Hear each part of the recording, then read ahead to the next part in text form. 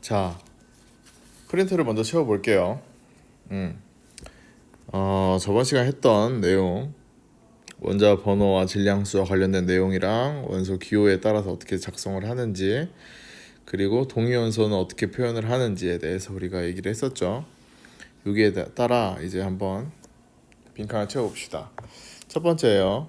첫 번째 빈칸에 들어갈 게 뭐죠? 맞아요. 우리가 그대로 봤을 때 이 Z 있는 부분에는 원자 번호가 들어갑니다. 원자 번호가 들어가고요. 이 원자 번호는 뭐랑 같다? 양성자수. 그 다음에 또 같은 게 뭐죠? 바로 전자수. 전자수랑 동일하다라는 것을 우리가 확인을 했죠. 그다음 이 A에 들어갈 건 뭘까요? 그쵸, 왼쪽 상단에 들어간 것을 우리가 질량수라고 했죠. 질량수라고 했고, 질량수는 우리가 양성자수랑 중성자수랑 더한 것을 우리가 질량수라고 얘기를 했어요. 그럼 이 둘이 차이, 이 빼는 거는 뭘까요? 그렇죠, 우리가 지금 여기 보면은 양성자수 똑같고 여기서 두 개를 빼면은 남는 거는 요거 하나 중성자수가 남네. 그래서 여기다 작성할 수 있는 거는 바로 중성자수다 라는 것을 우리가 확인할 수가 있어요. 이렇게 채워주면 됩니다. 그 다음에 두 번째로 동위원소예요. 다시 한번 설명하면은 양성자수는 같아요. 근데 뭐가 다르다? 중성자수가 다릅니다. 그래서 질량수가 다르죠. 이런 원소를 우리는 뭐라고 한다? 동위원소라고 합니다. 그리고 여기서 보면은 중요한 특징 중에 하나가 바로 화학적인 성질을 같은데 물리적인 성질, 즉 어떤 질량수 이런 게 물리적인 거죠. 이런 건 다르다라는 것을 우리가 확인할 수가 있어요. 자, 밑에 수소에 따른 동위원소가 있는데 이걸 한번 확인을 해볼게요. 딱 봐도 수소가 지금 여기 세 가지가 있어요. 맞죠? 그래서 수소, 중수소, 삼중수소가 있어요. 여기 1, 2, 3 이렇게 돼 있는 걸 보면은 양성자수는 지금 한 개씩으로 다 똑같아요. 동일한데 지금 중성자수가 한 개 중수소에서는 생기고 삼중수소에서는 지금 중성자가 두 개인 것을 확인할 수가 있어요. 또한 정기적으로 얘가 원자가 중성이죠. 그렇기 때문에 전자수는 양성자수랑 동일하게 이렇게 들어가는 것을 확인할 수가 있었습니다. 이걸 통해서 한번 볼게요. 한번 체크해 봅시다. 체크해 보면은 동위원소 하면서 양성자수가 어떻게 돼요? 전부 다 똑같죠. 1, 1, 1이고요. 중성자수는 그냥 수소에는 없고요. 그 다음에 중수소에는 이제 중성자수가 한 개 있고, 삼중수소에는 옆에 그림과 같이 두 개가 있는 것을 확인할 수가 있습니다. 이렇게 확인하면 되고요. 전자수는 아까 얘기했던 것처럼 전체적으로 정기적으로 중성이기 때문에 1, 1, 1이고요. 양성자수는 동일하죠. 그리고 질량수는 어떻게 된다? 질량수는 우리가 얘네 둘이 더한 거잖아요. 더한 거기 때문에 우리가 표현하기에 바로 1, 2, 3 이렇게 표현할 수가 있습니다. 간단하죠? 이렇게 표현을 하면 되고요. 자, 평균 원자량 다시 한번 볼게요. 평균 원자량 같은 경우에는 동위원소의 존재 비율에 따라서 원자량으로 각각 동위원소의 원자량과 존재 비율을 곱한 값이다. 이렇게 얘기를 했어요. 자, 우리가 대표적인 예로 밑에 35CL과 37CL을 비교를 했죠. 자, 이렇게 보면은 자, 우리가 간단하게 얘기를 해볼게요. 그래서 자, 35CL이 있어요. 요거 같은 경우에는 지금 원자량이 어떻게 돼요? 원자량이 35예요. 맞죠? 그러면은 원자량이 35라는 것은 지금 얘의 질량이 상대적인 질량값이 35라는 것을 의미를 하죠. 근데 얘가 자연계에서 존재하는 존재 비율은 어떻게 된다? 75.76%가 존재를 한다는 거예요. 전체적으로 갖고 있는 것은 CL이 한 개만 있는 게 아니라는 거죠. 즉 CL37CL 같은 경우에는 원자량이 37인 거고, 자, 얘는 지금 자연계에서의 존재 비율이 어떻게 된다? 24.24%가 된다는 거예요. 그래서 대충 얘네들이 합치면 100%가 된다는 거죠. 그래서 자연계에는 35CL과 37CL이 모두 존재한다 라는 것을 확인할 수가 있었고, 자, 여기 한 번 더 확대해 볼게요. 한 번 더 확대해서 보면은 자, 요 숫자 통합과학에서는 어떻게 했어? 통합과학에서는 아마 75%로 배웠을 거예요. 근데 이거는 약 75%인 거고, 우리가 정확하게 화학원이라는 화학에 대한 전문적인 교과를 우리가 배울 때는 정확하게 합시다. 75.76%다 라고 얘기를 하고요. 쌤이 만약 시험 문제에서는 이렇게 소수점 뒷자리까지 내지는 않을 거예요. 아마 약 이렇게 표현을 할 수도 있겠죠. 요거는 확인해 보면 될 것 같습니다. 자, 다시 그러면은 해당하는 문제를 한번 밑에 풀어 볼게요. 자, 지금 나오는 게 뭐예요? CL이에요.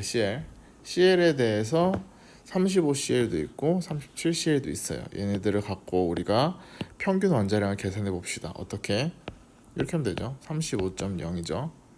35CL의 원자량 그대로 들어갔고요. 곱하기 존재 비율 어떻게? 75.76%니까 100분의 75.76 이렇게 해주고요.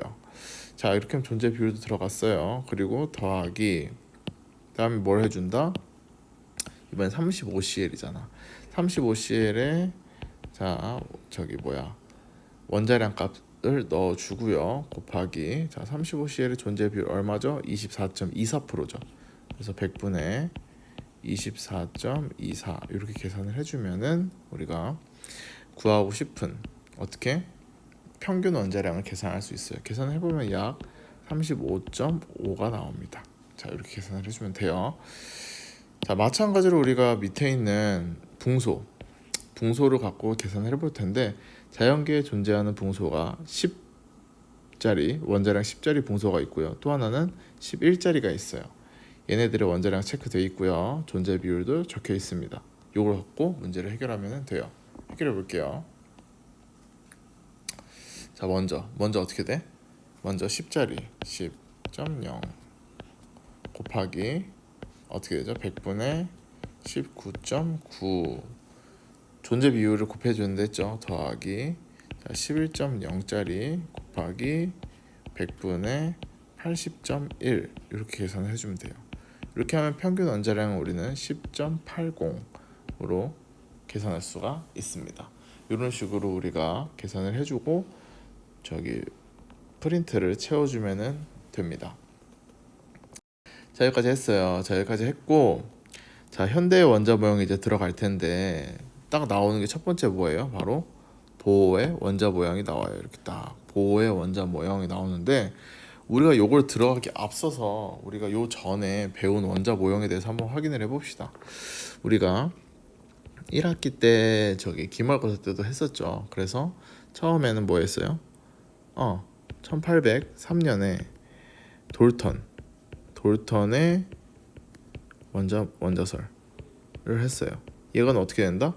원자는 더 이상 쪼개지지 않는다라고 얘기를 했죠. 이렇게 처음 얘기를 하고, 그 다음 나오는 게 바로 누구다? 조지프 존 톰슨, JJ 톰슨이라 할게요. 톰슨이 얘기했어요. 얘는 뭐를 했다? 음극선 실험을 했어요. 음극선 실험을 통해서 우리는 뭐를 발견했어요? 맞아요. 전자를 발견했죠. 이렇게 했어요. 그러고 나서 뭐가 나온다? 바로 톰슨의 제자가 나옵니다. 톰슨의 제자가 누구예요? 바로 어니스트 러더퍼드입니다. 어니스트 러더퍼드는 1911년쯤에 어니스트 러더퍼드예요. 러더퍼드라는 요 사람은 뭘 했어요? 어떤 실험을? 맞아요. 알파 입자 산란 실험을 통해서 뭐를 발견을 했다? 원자 핵을 발견했어요. 원자 핵을 발견을 합니다. 여기까지 왔어. 여기까지 오고, 그리고 나서 러더퍼드 제자들이 나오고 하면서 우리가 원자 핵과 전자까지 일단 구분을 한 상태에서 누가 나옵니까? 골트슈타인입니다. 골트슈타인이 얘기를 해요. 골트슈타인은 실험을 통해서 뭐를 발견을 하죠? 바로 양성자입니다. 그리고 골트슈타인 말고 또 한 명이 더 있어요. 우리가 누구죠? 맞아요. 체드윅이에요. 체드윅이 1932년에 체드윅이 뭐를 발견하죠? 맞아요. 베릴륨에다가 알파 입자를 충돌시켜서 전하를 띠지 않는 입자가 튀어나온 것을 확인을 하고 우리는 이거를 중성자다라고 얘기를 하는 것까지 배웠어요. 자, 여기까지 배운 게 우리가 1학기 내용이었다면은 여기서 한 개를 더 나가 보자는 거예요. 뭐냐? 바로 보어의 원자 모형입니다. 보어의 원자 모형에 대해서 이제 나갈 건데 이 다음에 보어가 나온 거는 어디에서부터 차관이 되냐면은 러더포드에 대한 내용부터 들어갑니다. 러더포드가 어떤 모형을 얘기를 했죠? 맞아, 태양계 모형이에요. 태양계 모형을 얘기를 하면서 가운데 있던 원자핵 주변에 원자핵이죠. 원자핵 주변에 전자들이 이렇게 돌고 있어요. 전자들이 막 돌고 있겠죠. 전자들이 막 돌고 있는 것을 확인을 했는데 이 보호의 원자 모형을 통해서 정확하게 대체 어떻게 돌고 있는지, 어떻게 전자들이 위치하지? 전자가 어디 있지? 에 초점을 맞춘 것이 바로 보호의 원자 모형입니다. 요걸 우리가 오늘 배울 거고, 요 다음으로 나오는 게 이제 우리가 현대 원자 모형이겠죠. 자, 요걸 나가 볼게요. 자, 요거에 대해서 한번 할 거고, 우리는 오늘 배울 거는 보호의 원자 모형까지만 체크를 하도록 합시다. 자, 한번 해볼게요. 자, 먼저 수소 방정관에 나오는 빛을 프림에 통과시켜서 관찰을 한답니다. 자, 보면은 얘가 지금 체크하는 게 어떤 거다? 수소 체크. 자, 수소만 얘는 얘기를 해요. 보어는 수소만 얘기를 합니다. 그래서 수소 방정관 여기 안에는 고압의 어떤 전류가 흐르고 있고요. 여기 안에는 당연히 수소 기체가 딱 들어가 있어요. 수소밖에 없으니까 여기에서 빛을 쏘면은 당연히 수소에 해당하는 빛만 나오게 되겠죠. 그래서 이 빛을 쏘고 슬릿을 통과합니다. 그래서 프리즘으로 나눴더니 뭐지? 불연속적인 선이 나타났다 라고 얘기를 합니다. 그래서 보면은 지금 스펙트럼을 보면 연속 스펙트럼이 아니라 여기 각각에 해당하는 파장에 빛이 따로따로 찍히는 불연속적인 스펙트럼이 나오게 되는 거죠. 자, 요걸 확인을 하고 왜 이렇게 불연속적인 스펙트럼이 나오지? 전자가 있는 위치가 정해진 건 아닐까? 이렇게 얘기를 생각을 합니다. 그래서 나오는 내용이 이제 보어의 원자 모형입니다. 보어의 원자 모형은 총 3가지로 우리가 구분해서 설명을 할 수가 있어요. 첫 번째는 바로 아까 러더포드가 얘기했던 것처럼 생각을 할 수가 있는데, 자, 원자핵 주위에 전자가 있어요. 이 전자는 특정한 에너지를 가진 몇 개의 원형 궤도를 따라서 빠르게 원운동을 하고 이 궤도를 우리는 전자 껍질이라고 한다는 것을 확인할 수가 있습니다. 자, 그래서 이 전자 껍질은 자, 여기 보면은 K, L, M, N 이렇게 기호를 사용한다고 했는데 이렇게 보기보다 우리가 그림으로 확인하는 게 더 빠릅니다. 그래서 그림으로 먼저 확인을 해볼게요. 자, 왼쪽에 나오는 게 지금 원자예요. 여기 원자고요. 우리가 원자를 일반적으로 이렇게 지금 보어는 표현을 하고 있습니다. 자, 요거 통해서 한번 볼게요. 보면은 요 내부를 살짝 한번 볼게요. 보면은 이렇게 그림이 나와 있어요. 보면은 가운데 뭐가 있어요? 이제 원자핵이 있습니다. 원자핵이 있고요. 첫 번째 껍질부터 K, L, M, N 순으로 지금 이름이 붙여 있는데 사실상 이렇게 보면은 K가 첫 번째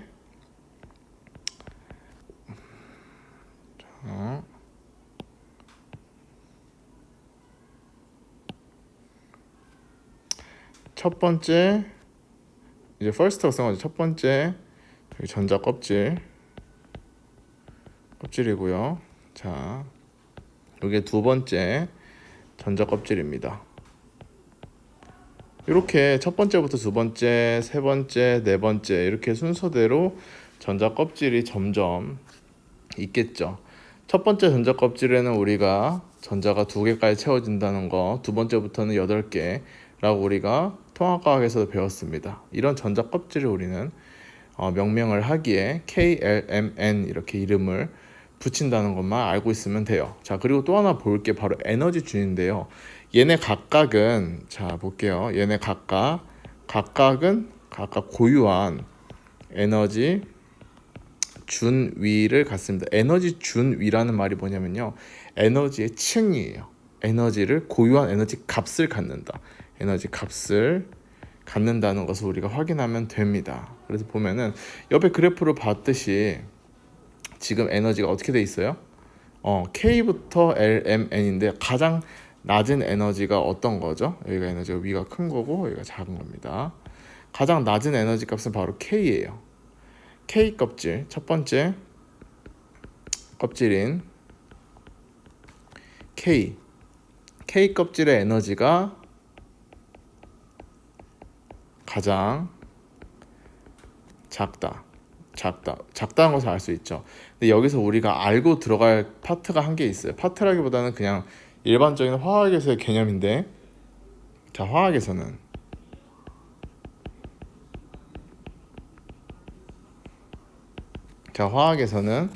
자, 에너지 E라고 표현할게요. 에너지가 낮은 것은 안정합니다. 자, 정확하게 얘기해서는 자연현상, 우리 지금 주변에 있는 모든 자연현상 있잖아요. 이런 자연현상은 점점 안정한 쪽을 선호합니다. 자, 에너지가 더 작은 쪽에 안정하다 했으니까 지금 자연계에서의 자연현상, 자연현상이라 하지 말죠. 자연계라고 합시다. 자연계는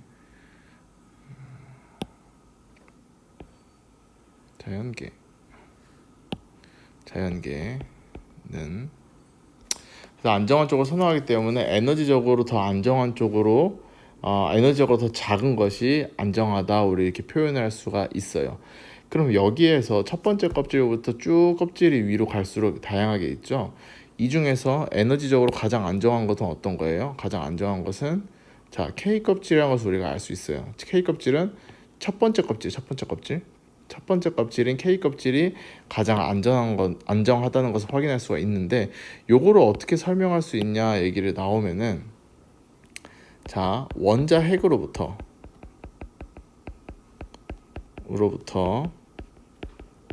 가까운 전자 껍질이 더 안정하다, 이렇게 얘기를 할 수가 있는 거예요. 원자 핵이 여기 있죠. 여기서 가장 가까운 게 K 껍질이에요. 그 다음에 L이죠. K보다 L이 더 불안정한 거죠. K가 가장 안정한 상태입니다. K 껍질에 전자가 있는 것이 더 안정하다라고 우리가 얘기를 할 수 있어요. 이것도 보어가 얘기를 했습니다. 위에 보죠. 전자는 전자 껍질에 해당하는 에너지 준위를 갖는다 써 있죠. 이 에너지 준위는 원자핵에서 멀수록 높아진다라고 해서 에너지가 점점 위로 갈수록 높아지는 것을 우리가 확인할 수 있고, 실질적으로 그게 더 불안정하다, 즉 원자핵에 가까워지는 것이 더 안정하다라고 얘기를 할 수가 있죠. 자, 그러면은 다음 페이지를 볼게요. 자, 이러면 우리가 지금, 이러면은 각각의 에너지 준위에 해당하는 거기 전자 껍질에 전자가 있어요. 근데 얘네들이 일정한 궤도를 돌고 있는 전자가 다른 전자 껍질로 이동을 하게 될 수도 있어요. 그러니까 K 껍질에 있다가 L 껍질로 전자가 이동할 수 있는데, 이 두 껍질 사이의 에너지 차이만큼, 에너지 차이만큼을 체크해 볼게요. 에너지 차이만큼 에너지를 어떻게 흡수하거나 방출을 합니다. 자, 이게 무슨 말이냐면요. 자, 밑에 있는 그림을 통해서 한번 확인을 해봅시다. 자, 먼저 볼게요. 그림에서 보면은 지금 얘는 지금 K 껍질이 여기죠. L 껍질이 여기예요. 맞죠? 근데 여기에는 지금 K 껍질에 전자가 있어요. L 껍질에 전자가 있는 것보다는 더 안정한 상태입니다. 그렇죠? 근데 여기 K 껍질에 있는 전자가 있는데 이 전자가 에너지를 흡수한대. 그래서 에너지를 흡수하면은 여기 있는 L 껍질로 전자가 이동을 한답니다. 자, 요거를 우리가 조금 더 쉽게 표현을 해볼게요, 쌤이. 자, 여기가 더 안정한 상태. K 껍질은 에너지적으로 더 안정한 상태죠. 이 상태에서 L 껍질로 가. L 껍질로 전자가 이동하려면 더 안정한 상태니까 에너지적으로 더 낮죠. 에너지로 더 낮은 상태가 L 껍질로 가기 위해서는 에너지가 더 필요해요. 근데 에너지가 필요하니까 어떻게 주변에서 에너지를 흡수하게 됩니다. 에너지를 흡수해서 우리가 그 에너지를 받고 전자가 이동할 수 있게 되는 거죠. 이렇게 생각을 해주면 돼요. 자, K 껍질에 있는 전자가 에너지적으로 더 안정하고 에너지가 더 낮은 상태니까 에너지를 흡수를 해요. 흡수를 해서 L 껍질로 전자가 딱 뜨는 것을 우리가 볼 수가 있죠. 자, 이런 상태를 우리가 볼 수 있고요. 또 하나는 반대예요. 이번엔 반대 상태는 들뜬 상태에서 보면 지금 에너지적으로 K, L 껍질이죠. 전자가 있어요. 얘는 K보다 에너지적으로 불안정하죠. 왜냐? 에너지가 지금 K보다 더 크니까. 얘가 어떻게 K로 내려가기 위해서는 에너지가 많은 상태에서 에너지가 적은 데로 가려면은 에너지를 방출합니다. 에너지를 바깥으로 방출하면서 에너지적으로 안정해지려고 해요.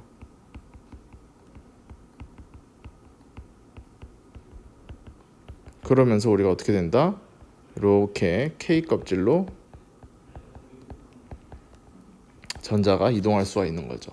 그러니까 L 껍질에 있는 전자가 에너지가 굉장히 많기 때문에 얘가 K 껍질로 이동하면서 에너지를 방출하면서 더 에너지적으로 안정해지는 K 껍질로 가게 된다 라고 우리가 얘기를 할 수가 있습니다. 자, 이걸 정리를 해볼게요. 여기까지가 사실 보호의 원자몽의 끝이고, 요거를 정리를 해보면은, 자, 전자가 더 높은 에너지 준위의 전자 껍질로 이동할 때는 에너지를 흡수합니다. 맞죠? 그러니까 K에서 만약에 예를 들어서 L로 갈 경우에 에너지를 흡수한다 라고 생각할 수 있고요. 더 낮은 에너지 준위의 전자 껍질로, 이번에는 낮은 에너지 준위 전자 껍질로 이동할 때는 에너지를 어떻게 방출한다. 그러니까 L에서 K로 갈 때를 예를 들 수가 있는 거예요. 그리고 요건 이제 과학적 개념인데요. 체크를 해두면 좋겠죠. 원자가 가장 낮은 에너지를 가지는 가장 안정한 상태를 우리 뭐라고 한다? 바닥 상태라고 합니다. 그라운드 스테이트, 바닥 상태라고 하고요. 전자가 바닥 상태보다 더 높은 에너지를 가지는 전자 껍질에 존재하는 상태를 뭐라고 한다? 우리는 들뜬 상태라고 얘기를 할 수가 있어요. 그래서 밑에 바닥 상태, 들뜬 상태에서 바닥 상태, 이렇게 얘기를 할 수가 있는 겁니다. 여기까지가 보호의 원자 모형에 대한 내용이고, 요거를 선생님이 한번 정리를 해보면은, 상태로 우리가 정리를 해볼게요. 정리를 해보면은, 보호의 원자 모형이라 하면은 우리가 간단하게 설명할 수 있죠. 뭐였죠? 첫 번째, 전자는 아무 데서나 있는 게 아니에요. 전자는 특정한 궤도에, 정확하게는 다시요. 전자는 특정한 전자 껍질에